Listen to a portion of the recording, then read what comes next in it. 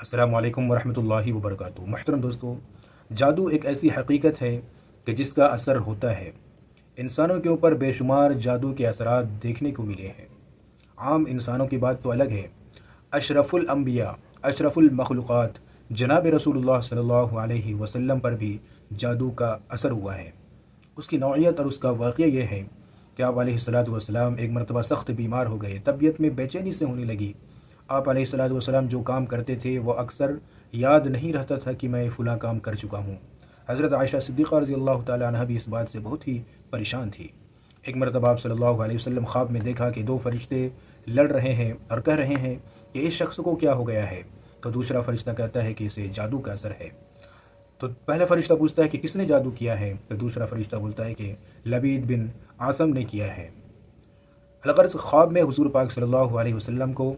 جادو کے بارے میں تمام حقیقت بیان کر دی جاتی ہے کہ کس نے جادو کی اور کس لیے کی۔ اس کی تفصیل یہ ہے کہ جناب رسول اللہ صلی اللہ علیہ وسلم مکہ میں 13 سال رہنے کے بعد جب مدینہ ہجرت کر کے گئے، اور مدینہ میں جو پہلے سے یہودی لوگ آباد تھے، جو بنی اسرائیل کی قوم تھی،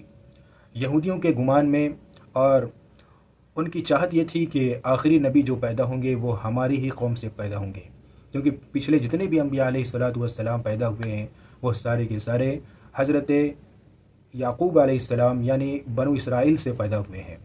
صرف جناب رسول اللہ صلی اللہ علیہ وسلم ایک ایسے نبی ہیں جو حضرت اسماعیل علیہ الصلاۃ والسلام کے خاندان سے پیدا ہوئے ہیں۔ بس اسی بات سے یہودیوں کی جلن ہو گئی اور حضور پاک صلی اللہ علیہ وسلم سے یہ لوگ حسد کرتے تھے، اور اسی وجہ سے ان میں سے ایک شخص لبید بن عاصم نے حضور پاک صلی اللہ علیہ وسلم پر جادو کر دیا، اور جادو اس طریقے سے کیا کہ ایک کنگھی میں بال کو لپیٹ کر اس میں گرہ لگا دیا اور پھر اس کو ایک کنویں میں ڈال دیا۔ اس کی سچائی حضور پاک صلی اللہ علیہ وسلم کو ان دو فرشتوں نے خواب ہی میں بیان کر دیا ہے کہ فلاں جگہ ایک کنواں ہے، اس کنویں میں لبید بن عاصم نے کنگھی میں بال لپیٹ کر گرہ لگایا ہے، اور جس کی وجہ سے آپ پر جادو کا اثر ہوا ہے۔ چنانچہ آپ صلی اللہ علیہ وسلم جب بیدار ہوئے تو آپ نے جا کر اس کنویں پر اس کنگھی کو نکلوایا اور دیکھا کہ یہ واقعی اس کنگھی پر بال لپٹے ہوئے تھے اور گرہ لگے ہوئے تھے۔ اس کے بعد یعنی اس واقعہ کے پیش آنے کے بعد فوراً قرآن کریم کی یہ دو صورتیں نازل ہوتی ہیں، قل اعوذ برب الفلق اور دوسری قل اعوذ برب الناس، اور آپ صلی اللہ علیہ وسلم کو یہ بتایا گیا کہ ان دونوں صورتیں پڑھ کر کنگھی میں جو گرہ لگے ہوئے ہیں ان تمام کو کھول دے، اس سے جادو کا اثر ختم ہو جائے گا۔ چنانچہ آپ صلی اللہ علیہ وسلم نے ان دونوں صورتوں کو پڑھ کر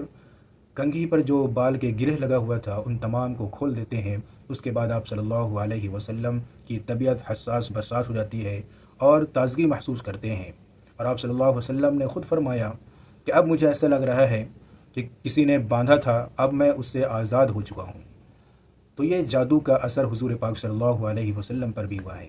اور پھر آپ صلی اللہ علیہ وسلم نے اس جادو سے بچنے کے لیے، اس کی حفاظت کے لیے دعائیں بھی بیان فرمائی ہیں۔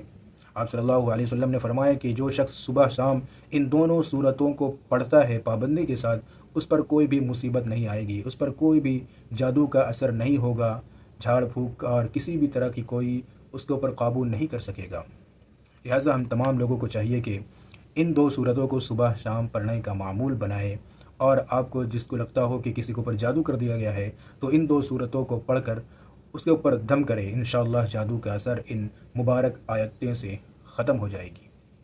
امید ہے کہ آپ حضرات اس پر توجہ دیں گے، لہٰذا اس ویڈیو کو دوسروں تک بھی ضرور شیئر کریں۔ جزاک اللہ خیرہ۔